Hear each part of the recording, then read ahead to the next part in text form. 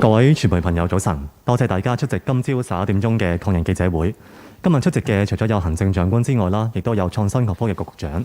稍後啦，行政長官同埋局長咧會先有個發言，然後接受大家嘅提問。疫情關係啦，咁請各位記者朋友喺記者會入邊啦，都係保持距離，戴好口罩。我哋依家首先有請行政長官。各位傳媒朋友、各位香港市民早晨。今日呢，我係聯同創新及科技局局長同大家介紹一下喺抗疫工作裏邊，我哋如何應用科技，特別係本地研發嘅科技。事實上，我喺舊年7月呢，嗰份抗疫嘅按月報告裏邊，就係正正以科技抗疫為題嘅嚇。咁但係自從3月9日主持呢啲新聞發佈會呢，我哋都冇重點介紹過有關於科技嘅應用，所以今日趁呢個機會呢，亦都同大家講下。不過喺介紹抗疫科技之前呢，都想再次呼籲，今日係4月9日，亦都係特區政府推行呢個連續3日每日市民快速抗原自我檢測嘅行動嘅第2日。咁本人都係已經做咗呢個快速抗原檢測㗎啦，相信 Alfred 都做咗㗎啦。咁喺呢度呼籲全港市民呢，就係繼續支持呢個行動嗱。我相信喺今日4點半嘅新聞發佈會呢，衛生防護中心就會同大家交代喺透過快速抗原檢測自己自我呈報嘅個案嘅數字。照我所知呢，個案數字係比前一天呢係要高嚇，但係亦都唔係一個指數式嘅上升，咁所以完全係喺政府能夠可以處理嘅範圍，無論係為佢哋提供喺家居支援或者係安排佢哋進入去隔離設施。今次或者引發我哋選擇一個科技抗疫為主題呢，就係因為早前我諗都係幾日前嘅啫，就公布咗2022年日內瓦國際發明展。每一年呢，近年每一年呢，特區喺呢個日內瓦國際發明展呢，都係屢獲獎項嘅。如果唔係有啲社交距離措施呢，我哋每年都會辦一個慶祝會呢，就係祝賀得獎嘅研發嘅機構啦，或者係個人。咁當然而家就難以喺短期內可以安排呢個祝捷會啦。咁但係早前喺2022年日內瓦國際發明展裏邊公布香港嘅得獎名單呢，有唔少都係同今次抗擊新冠疫情係有關，即係話特別係為咗配合抗疫咧嚟到研發嘅產品啊。今日都擺咗一啲喺度，稍後 Alfred 會同大家介紹啦。據我所知咧，至少有17個獎項咧係同抗疫直接有關係，包括其中4個咧係攞金獎嘅。咁攞金獎呢4個裏邊呢，亦都係包括一個大家好熟悉，我哋時常喺呢啲發佈會都講呢，就係新冠病毒污水嘅監測嘅裝置，即係佢哋發明咗一個新嘅裝置呢，嚟到更加方便可以喺香港嘅排污嘅系統裏邊呢，係抽取呢啲污水作新冠病毒嘅監測。而我哋每一日有唔少嘅工作呢，都係會以呢個污水監測裏邊嘅病毒量呢，係為一個科學基礎嘅。當然能夠有呢個成績呢，係絕非偶然。過去2年多，我哋能夠廣泛應用科技嚟到去抗擊疫情，背後相信都係有幾大因素啦，特別係特區政府對於創科嘅大力支持。特區政府對於創科嘅大力支持呢，反映喺以下幾方面啦。第一，當然係政策嘅推動。由本屆政府開始呢，有一個高層次嘅跨部門推動創科嘅督導委員會呢，係由行政長官親自主持嘅。亦都係反映喺我哋資源嘅投入，超過1300億元投放咗喺科技創新嘅發展啦。亦都好高興見到香港多間大學同埋科研機構咧係發揮咗佢哋嘅積極性。唔少嘅初創企業亦都係因此嚟到去誕生，令到香港嘅科技生態呢係轉趨非常之蓬勃嘅。咁啊，當然科技嘅發展同埋應用以至到商業化係需要有資金嘅。咁所以睇到香港交易所上市制度嘅改革啦，同埋唔少嘅投資基金呢，越嚟係越願意投資喺本地嘅科技嘅發展。亦都係由於上述咁多嘅工作呢，我哋好高興喺舊年國家頒布第14個5年規劃裏邊呢，就係第一次説明咗會支持香港特別行政區呢發展成為一個國際科技創新中心，特別係用好喺粵港澳大灣區裏邊嘅協同效應。我喺呢度先請創新及科技局局長同大家做一個更加詳細嘅介紹。Alfred。多謝行政長官，各位傳媒朋友、各位市民早晨，好高興為大家介紹本地研發嘅防疫抗疫嘅科技。防疫抗疫係社會嘅頭等大事嚟嘅，科技可以喺唔同嘅範疇上面提升防疫抗疫嘅效率同埋準確度，為克服疫情作出貢獻。除咗已經係被廣泛使用，有超過780萬下載率嘅安心出行，覆蓋600多萬市民嘅疫苗通行證同埋80幾萬人登記咗嘅香港健康碼之外呢，喺過去2年多嘅疫情期間，特區政府各個部門、本地大學、初創同埋研發機構一直致力係使用唔同嘅科技方案去支援防疫抗疫工作嘅。喺近日全球發明界盛事之一2022年日內瓦國際發明展之中香港代表囊括咗204個獎項，係創歷年新高嘅。當中亦都有部分獲獎項目正如剛才行政長官所講係同抗疫相關，包括咗贏得金獎嘅港大新冠病毒污水監測項目。呢個全球首創嘅科研成果透過快速監測污水嘅病毒量，有效咁揭示唔同地區嘅新冠病毒嘅傳播情況。呢個科技已經喺全港範圍廣泛咁應用，至今已經係採集咗超過1萬個嘅樣本係作分析㗎啦。第5波疫情至今配合污水監測結果而進行嘅跟進檢測，亦都為香港係揾到超過26000個初步陽性個案嘅。除咗污水監測之外，機電工程署聯同醫院管理局同埋創科業界研發嘅同心抗疫高速濾器亦都喺今年嘅日內瓦國際發明展之中係獲得銀獎。呢個科技可以快速高效咁將普通嘅病房改裝成為隔離病房，超過400部呢啲高效嘅濾器已經應用咗喺16間醫院同埋社區治療設施。呢個高效濾器今日亦都喺會場之中係作出展示嘅。我哋嘅研發機構亦都係我哋防疫抗疫路上嘅堅實夥伴。物流及供應鏈多元技術研發中心 LSCM 除咗喺疫情開始期間以一個極短嘅時間，同我哋嘅資訊科技總監辦公室同埋科技大學係研發咗居安抗疫電子手環同埋監測系統。佢哋亦都係研發咗一系列嘅疫苗檢測樣本嘅實時追蹤同埋庫存管理系統嘅，更加係以科技確保運送過程係高效安全。另外，我哋嘅納米及先進材料研發院 NAMI 亦都研發咗一種突破性嘅納米纖維技術，可以應用喺口罩，能夠殺死新冠病毒，大大提升口罩嘅保護效能。早幾日我亦都曾經參觀生產力局轄下嘅汽車科技研發中心，聯同本地業界研發嘅零排放電動健康車。呢輛嘅健康車係走訪各個區，鼓勵同埋便利更加多嘅市民及早接種疫苗嘅。另外為咗應對2019冠狀病毒嘅疫情，創新科技署喺2020年推出咗公營機構試用計劃嘅特別徵集，以支持防控疫情嘅產品開發同埋科技應用。計劃之下其中一個大家都應該唔會陌生嘅項目就係香港科技大學研發喺公共巴士啦、安老院舍啦、升降機等等使用嘅殺菌塗層技術。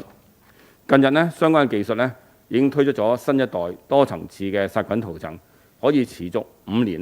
有效咁滅殺多種細菌，以及消滅99.9%嘅傳染性病毒，包括咗 Omicron 變種病毒株。我手上呢個就係喺科技大學攞出嚟一啲嘅樣板啊，佢就塗放咗剛才所講嘅塗層塗放咗呢個塗層之後係可以5年之內咧係唔需要再噴任何嘅殺菌嘅一啲嘅噴劑，亦都可以咧保持到係殺到剛才所講嘅99%嘅即係 Omicron 病毒嘅。除此之外咧，我亦都想介紹咧喺同會場展示嘅戶外消毒機械人守護。呢個機械人呢，係由香港自主研發嘅5G 室內消毒機械人，亦都係獲得公營機構試用計劃嘅資助嘅。佢運用5G 同埋人工智能技術，配備360度全景相機鏡頭，以人工智能咧識別咗物體之後咧，再以噴灑消毒劑嘅形式咧進行自動消毒。目前守護呢個智能機械人呢，已經喺社區嘅隔離設施啦、唔同嘅政府場地，包括咗海濱長廊使用嘅，係有助加強公共衛生，大大咁減低咧傳播疫情嘅風險嘅。另外咧，大家喺唔少地方咧都可能會見過由生產力局研發喺電梯使用嘅 Low Touch 無觸按鈕項目咧，係喺去年嘅日內瓦國際發明展咧係取得最高級別嘅評審團嘉許金獎，證明香港嘅科技發展咧一直獲得國際認可。Low Touch 無觸按鈕咧現時已經喺超過680部嘅電梯咧完成或者準備安裝啦，當中包括多個屋苑啦、政府場地啦、香港國際機場等等嘅地點嘅電梯。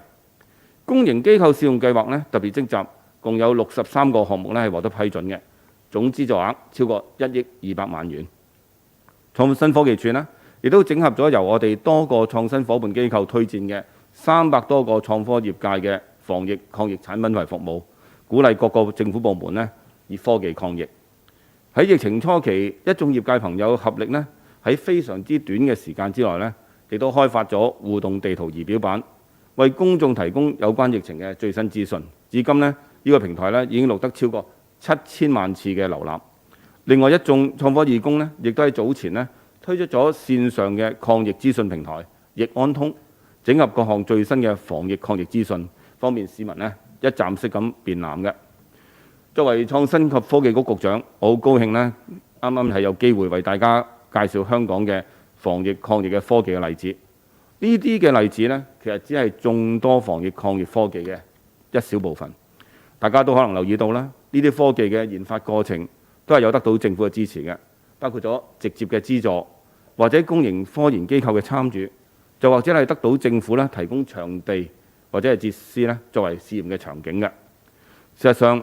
香港特區政府咧喺過去多年為香港嘅創科發展咧係作出咗大力嘅支撐。正如剛才行政長官所講，單係今屆政府咧已經投放咗超過1300億港元咧支持香港嘅科技創新嘅發展。由以上我提出嘅例子呢，大家都會睇到香港嘅科研成果呢已經係佔據規模成效，表現呢亦係得到國際嘅認同，同時呢亦都已經可以為香港嘅防疫抗疫工作呢作出大嘅貢獻。我深信，只要社會各界呢齊心同行，堅持到底，我哋必定可以克服挑戰，穩住疫情，盡快走出逆境嘅。多謝大家，多謝行政長官。好，依家係提問時間，想發問嘅記者朋友啦，請先舉手，嗌到你嘅時候啦，請講出你代表嘅傳媒機構名稱，然後用我哋俾你個咪咧去發問嘅。前面藍色衫呢位記者。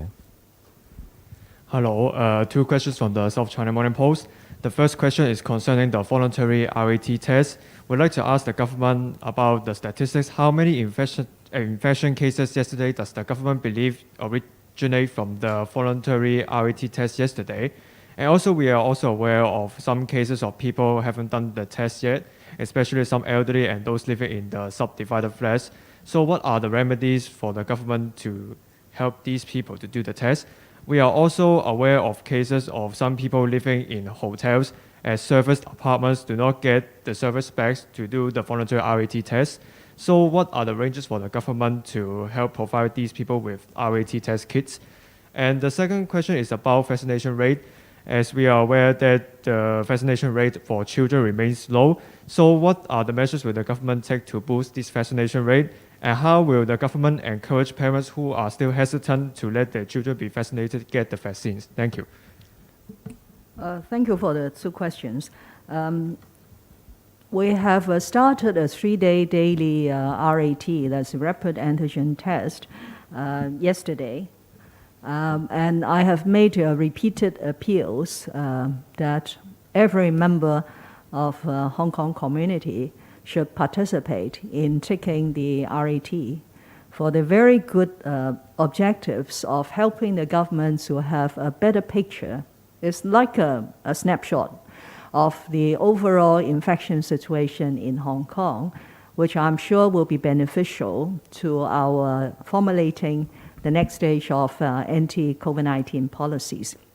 The second objective is a very tangible one because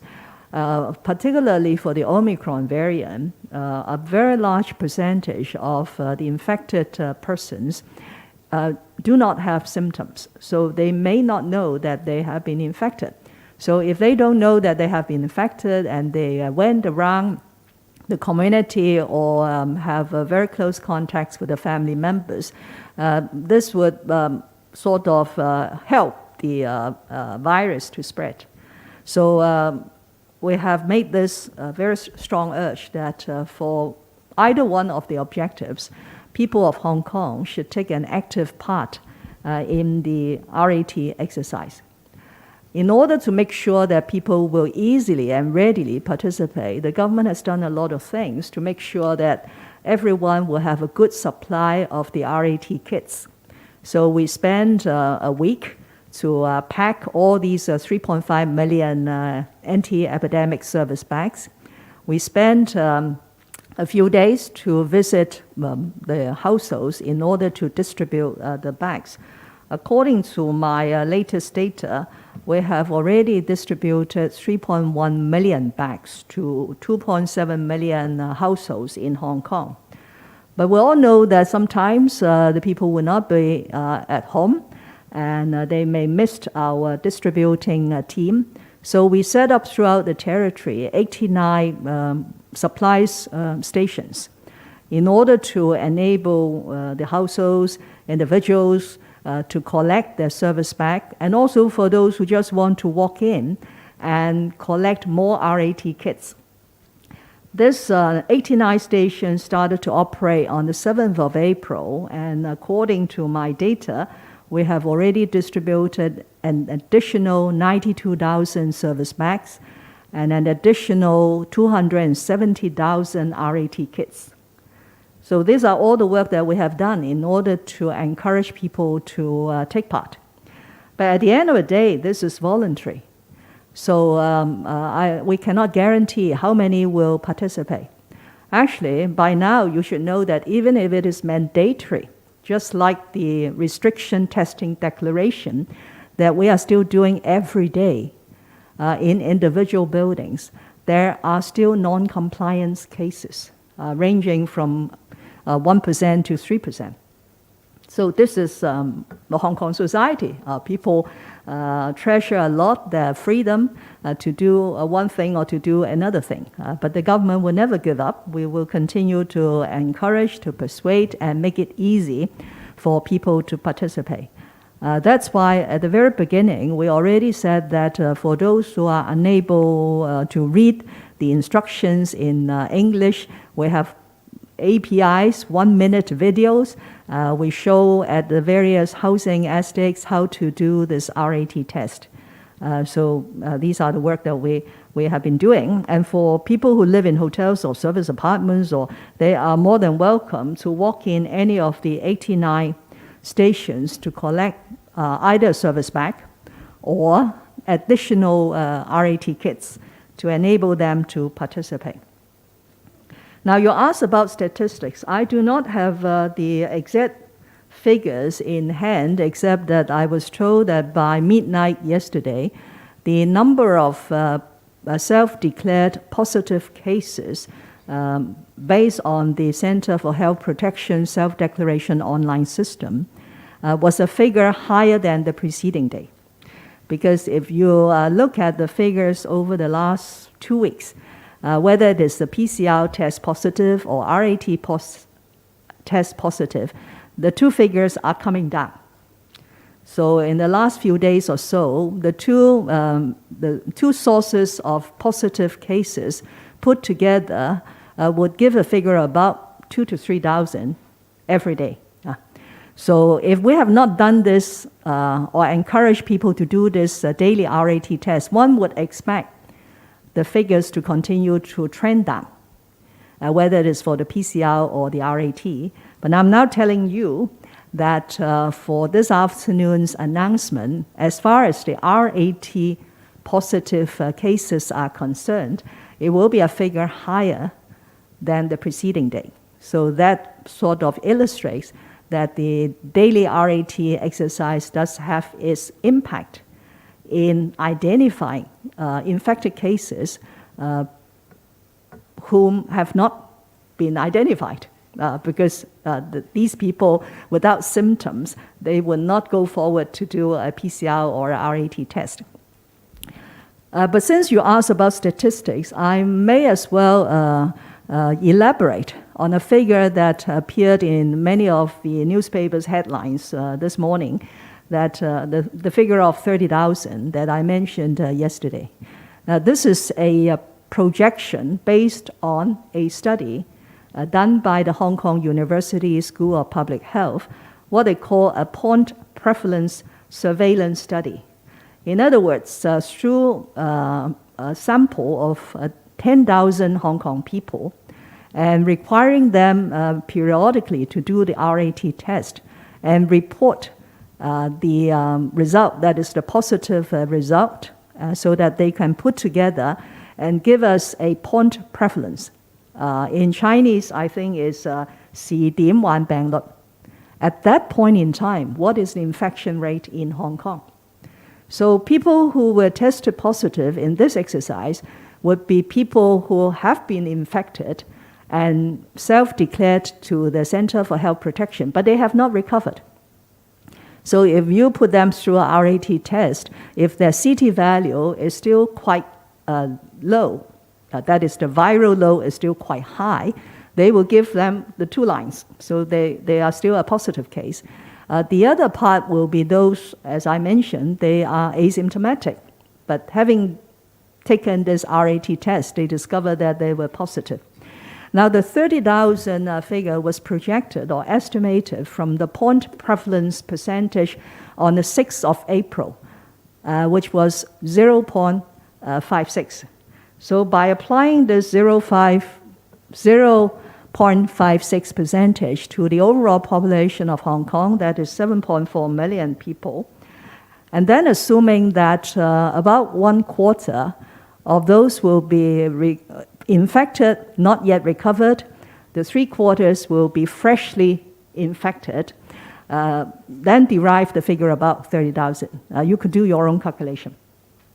But I'm telling you that the latest point prevalence percentage on the Hong Kong U School of Public Health website, that is on the 7th of April, that percentage has dramatically fallen to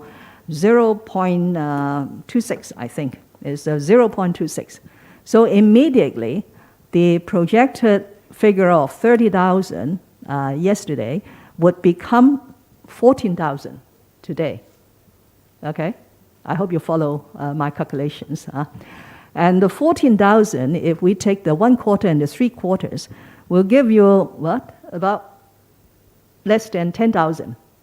infected but not yet declared.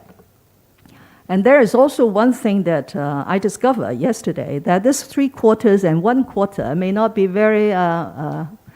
accurate, because in Hong Kong, every day we still have 2,000 to 3,000 newly infected and confirmed cases. So assuming that these people will take at least maybe 4 or 5 days to recover, then I would imagine at any point in time, if you take a snapshot of the 7.4 million population, there will be 6,000, 7,000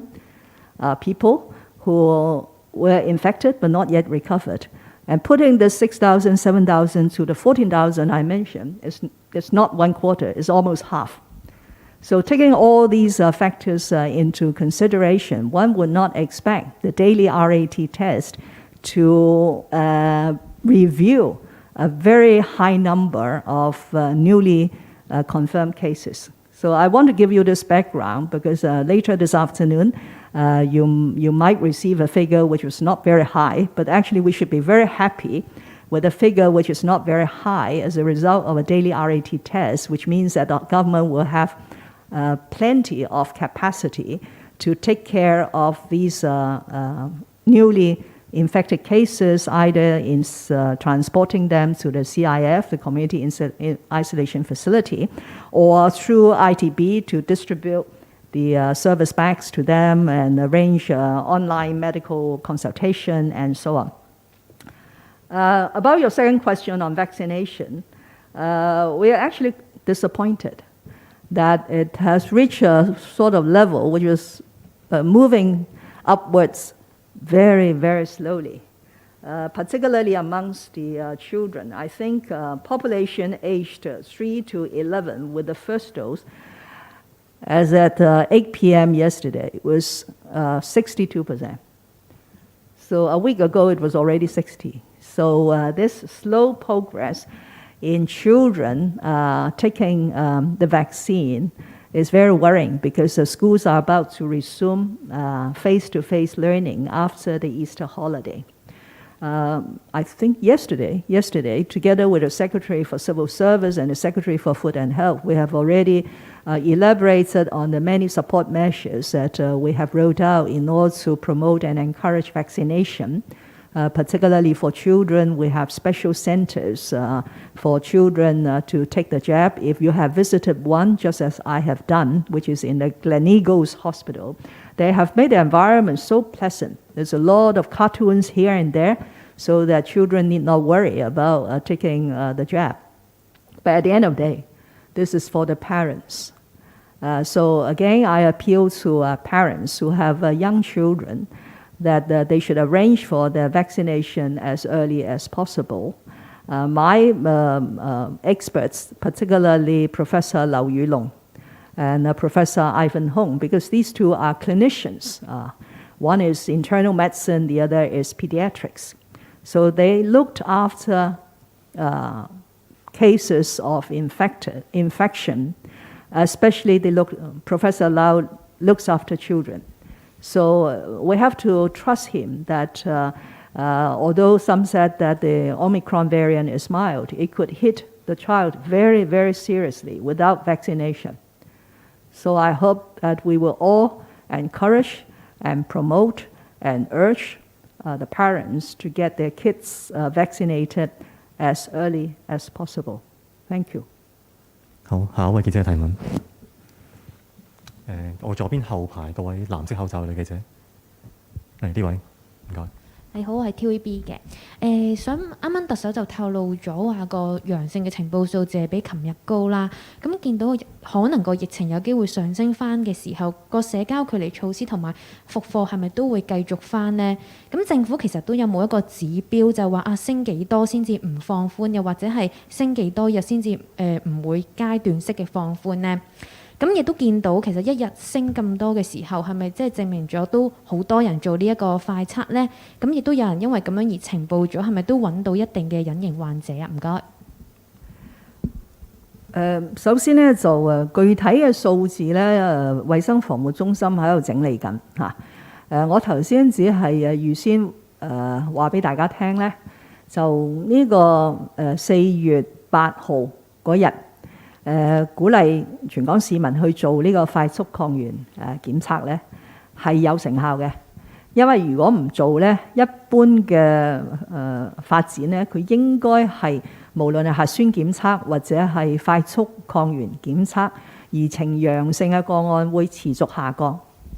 呢個趨勢我哋睇咗2個禮拜都係持續下降。雖然下降得唔係好快，而家都仲有2000多個案就係持續下降。咁但係今日下晝大家會睇到呢，我相信核酸檢測呈陽性係會繼續持續下降，但係快速抗原檢測呈陽性嘅數字係會上升但係上升嘅幅度並不如一般預計話突然間出現1-2萬個，所以早前大家就問我，喂，如果出現咁多，你搞唔搞得掂㗎？你有冇足夠嘅設施啊，或者係能力咧嚟到應對？咁所以我獲知咧，佢唔係咁嘅情況。因為如果係咁嘅情況，琴晚已經響晒燈㗎啦，即係咁多個案點樣做啊，特首嚇，咁係冇呢個即係話係好喺我哋能力以內咧，能夠處理到嘅額外情報嘅陽性嘅個案嗱。如果只係呢一種嘅幅度，加上咁大型嘅快速抗原測試，大家一齊做都係咁樣咧，其實係一個非常之好嘅消息嚇。即係話咧，喺社區裏邊咧就唔係多得咁緊要呢啲隱性嘅傳播鏈。咁呢個同我哋其他嘅監測指標都吻合嘅。而家無論係污水監測，或者係做圍封強檢嘅時候，喺一座大廈裏邊揾到嘅陽性個案，或者係市民自己願檢盡檢、需檢盡檢去嗰啲社區嘅檢測中心，全部都係呈下降嚇，大概個百分比係得返1%度啊嚇。咁呢個真係一個好嘅消息，所以大家唔好見到嗰個4月8號做快速檢測唔係做到好多陽性個案就失望，大家應該係開心嚇，我都係開心嚇。咁所以如果係繼續呢3日都係咁樣嘅軌跡咧，即係佢會升，但係唔係好大嘅升幅咧。咁我哋更加有信心咧，喺復活節假期之後咧，就可以按住我3月21日公布嘅工作去推展。因為當時就係話咧，只要個疫情唔會反彈，亦都繼續隨一個下降嘅趨勢咧，咁我哋就會喺社交距離措施嗰邊咧，就係分3個階段3個月咧，就絕大部分嘅措施都會放寬啦。另外學校亦都可以喺復活節假期之後咧，係逐步俾學生咧係返到去學校咧係面授課堂。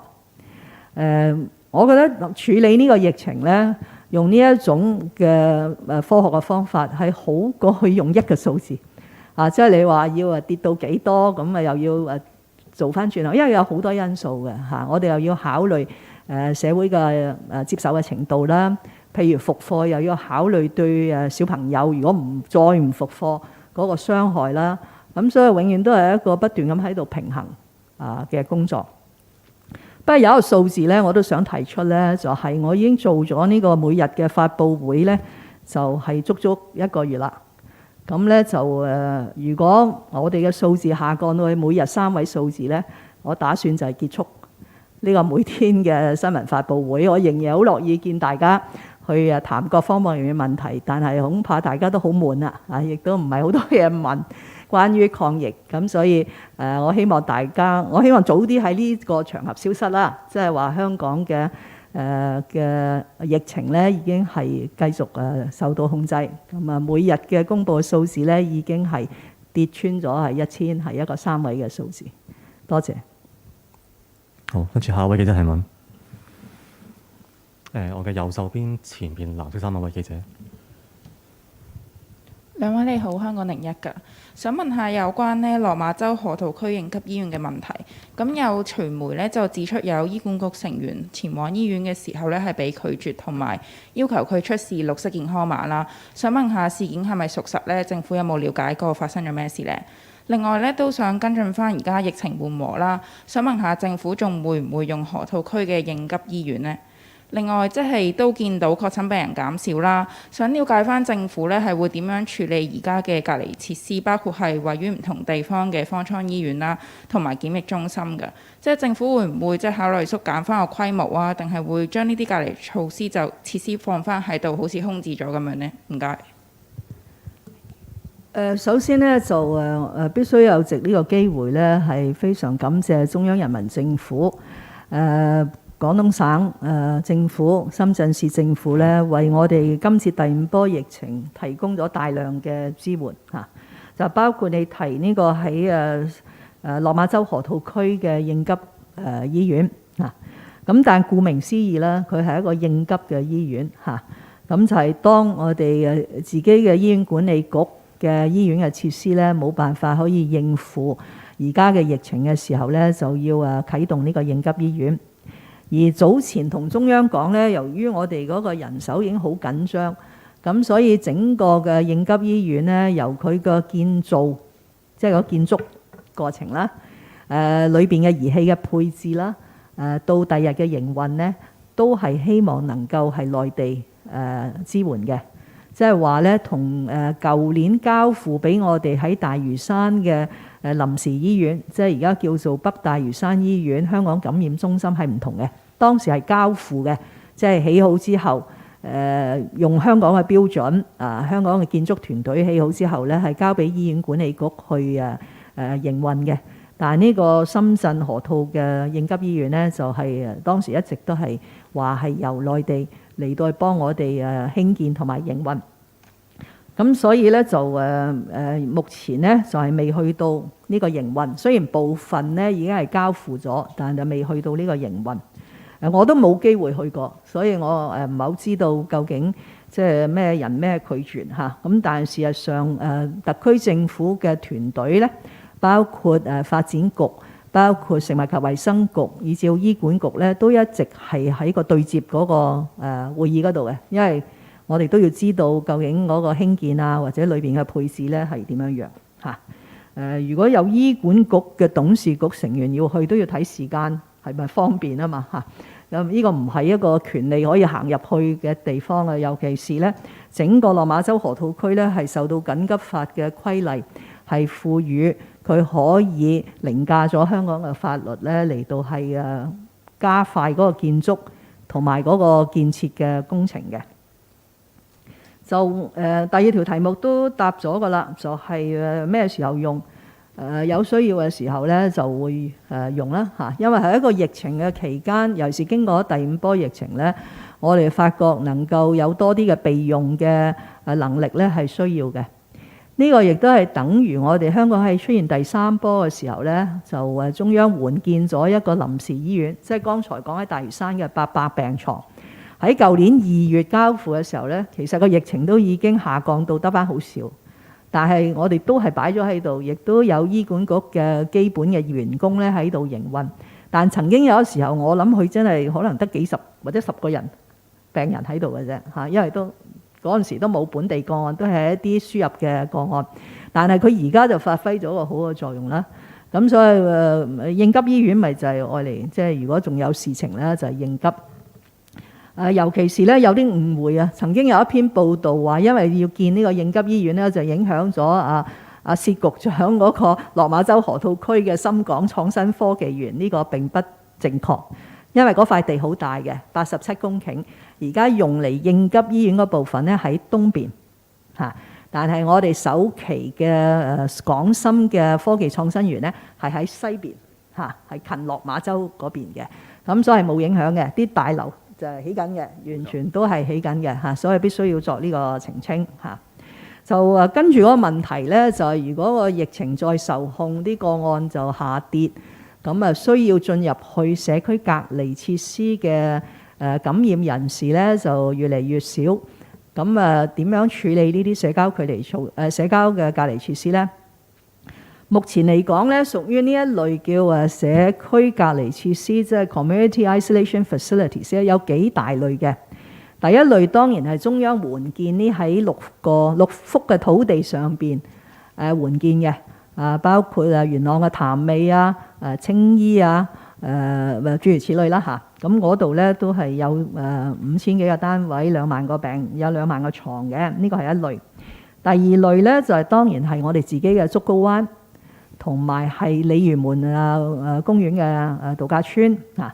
第三類咧就係早期我哋係租咗啲酒店嘅啊。第四類咧就係徵用咗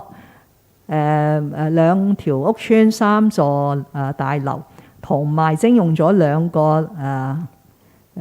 過渡性房屋嘅項目啊。咁一共咧有4類啊。咁竹篙灣大家知道啦，我哋為咗幫助今年會考嘅中六生呢，我哋大致上將整個竹篙灣而家騰空呢，就嚟到配合佢哋開考嘅時候，如果有感染咗嘅學生或者係屬於緊密接觸嘅應考嘅學生呢，就可以入去竹篙灣呢度作一個特別嘅市場啊。咁而家唔知道有幾多學生要用，但係我哋都會整個竹篙灣或者絕大部分嘅竹篙灣呢，就係我哋作呢個支持同學考試嘅地方啊。咁第二方面咧，酒店我哋都陸陸續續褪緊一啲出嚟咧，就俾佢做翻一個檢疫酒店。因為喺4月1號之後咧，亦都係多咗香港居民，因為我哋解除咗個禁飛令咧，可以從呢啲海外國家翻嚟啦。咁所以就變翻新咧，做一個隔離嘅酒店啊。咁亦都有一啲咧就改咗用途咧，就係成為咗醫院管理局員工同埋安老院舍員工嘅閉環酒店啊，即係佢哋唔想翻到屋企咧就感染咗屋企人咧，咁所以放工之後咧都係住咗喺我哋提供嘅酒店嗰度嘅啊。好啦，咁最後一類咧就係呢兩條屋邨嘅3座樓同埋2個過渡性房屋嘅項目，嗰度都成6000個單位嘅。咁我同房屋局局長咧都係正喺度商量。就隨住個疫情嘅漸趨穩定啦，尤其是睇完呢個4月8號、9號、10號做每天嘅快速抗原測試，如果並冇衍生咗大量嘅確診人士需要隔離咧，其實我哋會優先將呢啲公屋或者係過渡性房屋嘅翻2個。咁之前就話會任命多個嘅主要。即係多一個主要官員，咁幾時會任命呢？同埋即係特首而家嗰個選舉嘅提名期已經開始咗1個禮拜，咁李家超亦都宣布咗會參選。咁而家資審會嗰個主席嘅職位而家都懸空緊嘅時候，會唔會嚟唔切去確認一啲候選人嘅資格呢？咁之後即係頂替政務司司長嘅官員會唔會兼任埋主席呢個職位？咁第二條就係啱啱個記者問到就係全民快速測試嗰個反應係點樣？想問政府係用啲咩準則去評估呢個措施嘅效度？有冇話即係預計會有幾多個人喺呢3日裡面會透過快速測試平台呈報陽性個案？咁有冇話多咗幾多個個案先叫做有效呢？咁另外第3條問題就係網上面而家出現好多即係消費券套現嘅一啲嘅 post 啊，咁我哋亦都發現有啲咁樣嘅情況，想問當局會唔會打擊又或者巡查呢啲消費券套現嘅呢類嘅個案咁樣？咁第4就係有啲報章就報道衛生署更改咗院舍外展醫生嘅指引，如果醫生判斷對即係個長者即係打針接種疫苗有一個最佳嘅利益，就唔需要確認佢哋有冇監護人就可以幫佢哋打針。想問翻係咪即係院舍其實有機會喺完全唔通知院友屋企人嘅情況之下就可以幫佢哋打針？如果打咗之後有啲嚴重嘅副作用嘅話，其實係追究翻個醫生啊，定係政府呢？唔該。4個問題嚇，涉及都係好唔同嘅範疇。第一咧就係資格審查委員會，我早前都講咗㗎啦。隨住李家超辭任政務司司長，同埋早前徐英偉亦都係辭任民政事務局局長咧，而家呢個候選人資格審查委員會咧就剩翻2位官方嘅成員嚇，亦都冇主席嚇。咁所以我係會再次委任嘅嚇。咁委任嘅人選呢，都係一定係嚟自按住基本法第48條第5款係得到中央人民政府任命嘅主要官員嚇。咁但係今日咧就未能夠公佈我相信下禮拜咧就會公佈係委任咗邊一位嘅官員呢作為呢個資格審查委員會嘅主席，因為主席係唔需要一定係政務司司長嘅嚇，法律亦都冇咁嘅要求。提名期一直到4月16日，而係香港選舉法例咧，我哋係需要喺23日咧，4月23日咧就有核准咗嘅候選人啦。我係完全有信心咧，資格審查委員會會喺呢啲日子之前咧係成立到開會嚟到去確認參選人嘅候選資格。第二個問題咧就係反應。就呢個4月8號、9號、10號希望全港市民呢自願做呢個快速抗原檢測嘅目的好清楚㗎啦。一方面呢，就係讓政府更加好掌握而家社會嘅整體嘅感染情況啦。另一方面呢，就係等到一啲感染咗但係冇病徵嘅市民呢，可以盡早知道自己係一個感染者，從而係注重個人嘅衞生，唔好傳播呢個病毒，亦都俾政府呢能夠為佢提供適切嘅家居支援啊、隔離啊或者係治療嘅服務啦。我當然希望越多人參加越好啦，但係由於佢係自願性，而且係絕大部分係陰性嘅結果，亦都唔需要呈報呢，所以根本係冇辦法知道究竟有幾多人做嚇。我哋亦都唔會特別去用某一種嘅方法去尋求呢個數字嚇。我知道有啲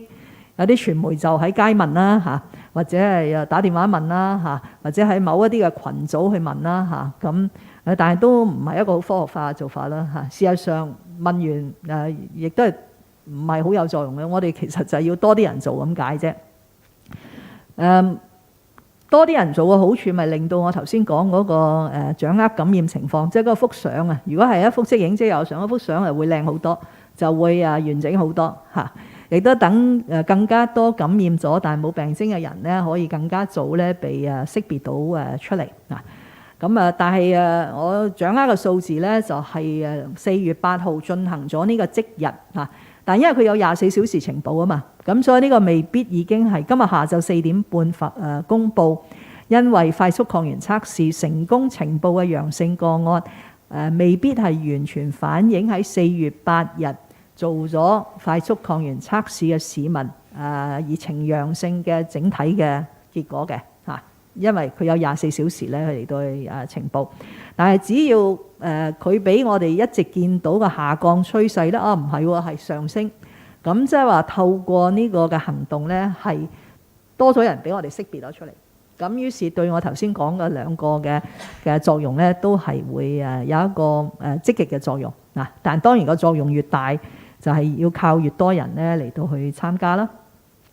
第三個問題咧，就算我真係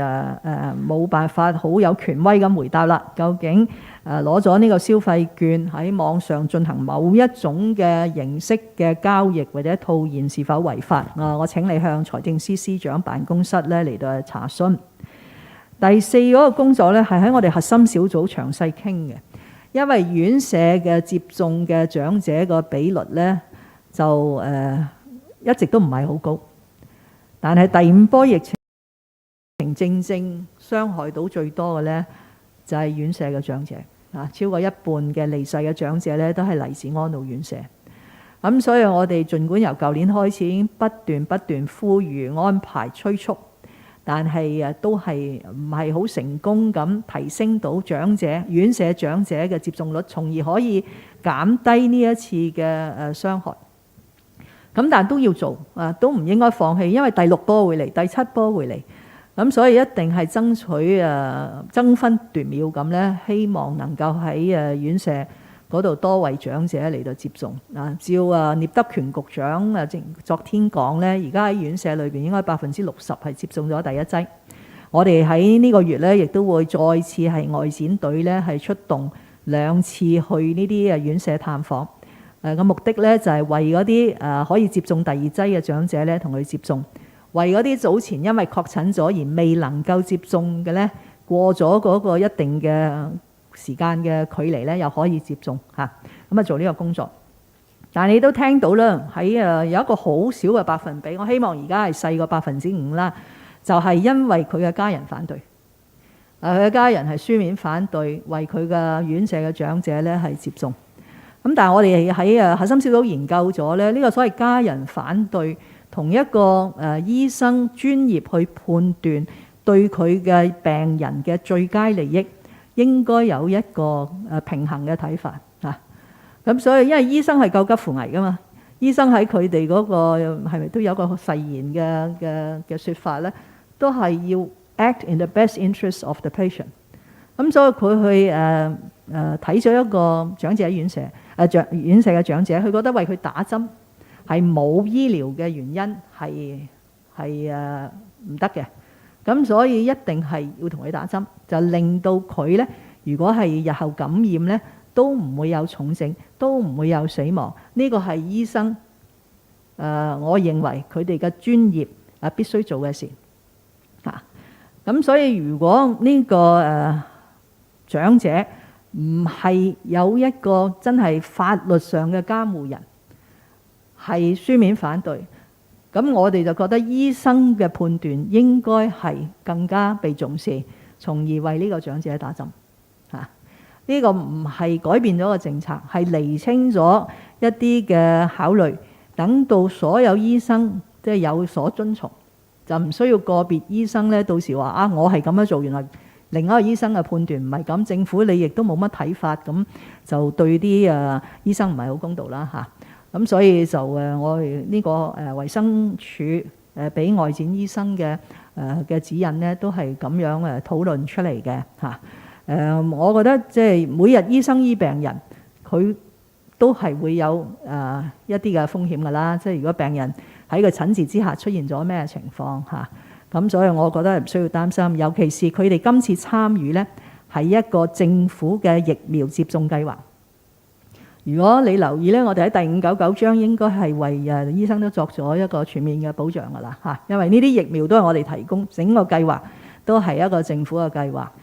但係我唔覺得我哋應該重點講一個所謂即係邊個負責，即係一個 liability issue。我哋應該講嘅呢係一個保護長者嘅議題。希望更加多嘅家人、市民、院舍嘅營運者都係歡迎我哋呢啲外展嘅醫療隊伍去到佢嘅院舍呢，為可以打針嘅老人家打針。好啦，咁我哋今日記者會都差唔多時間啦，咁我哋今日就到此為止。咁有請聯合採訪隊嘅同事度嚟準備啦。咁行政長官同埋局長呢會喺兩件嘅產品前面影一張相嘅。